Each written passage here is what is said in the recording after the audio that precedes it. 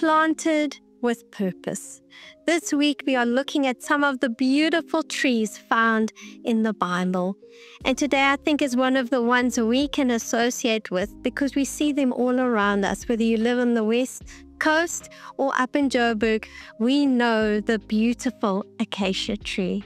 That thorny tree that the giraffes love, that has these big thorns but can grow in such hard circumstances. We see here in Exodus 25 verse 10 and 13, it says, "And they shall make an ark of acacia wood, and you shall make poles of acacia wood, overlay them with gold."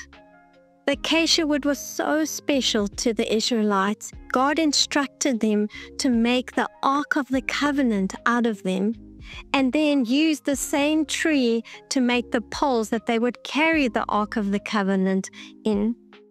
Even when talking about the tabernacle, they used the acacia wood to then make the showbread table and the altar of burnt offering. And you may say, Diva, why? What is so special about the acacia tree?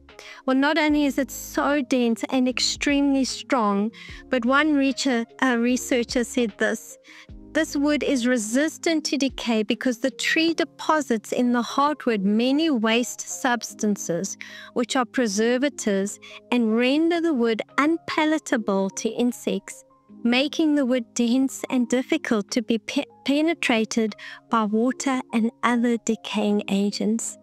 This wood was so strong, it was so dense, nothing could rot it.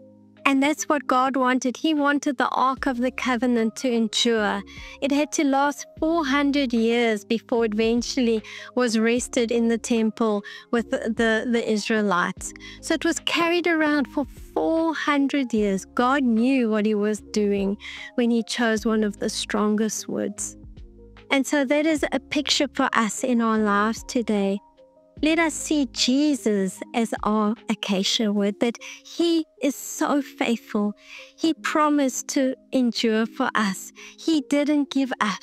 He didn't rot and say, well, I'm all done with the circumstances of the world or the enemy trying to penetrate Him. No, Jesus endured just like the acacia tree. If an earthly vessel of the Ark of the Covenant endured, how much more is His presence in our life enduring? I've been so blessed by the scripture. In Psalm 73 verse 26, it says, "My flesh and my heart fail, but God is the strength of my heart and my portion forever." Here I see that even when our own wood falls apart, He is that acacia tree in our lives. He doesn't ever fall apart. In Hebrews 12 verse 2, it says, "Looking unto Jesus, the author and finisher of our faith, who for the joy that was set before Him endured the cross, despising the shame, and has sat down at the right hand of the throne of God." Jesus is our acacia. We can go and trust in Him. We get to carry Him around knowing that He is our portion. He helps our heart to become strong. We can trust and rely on Him. So let Him be your acacia tree today. And always remember, you are highly favored and deeply loved.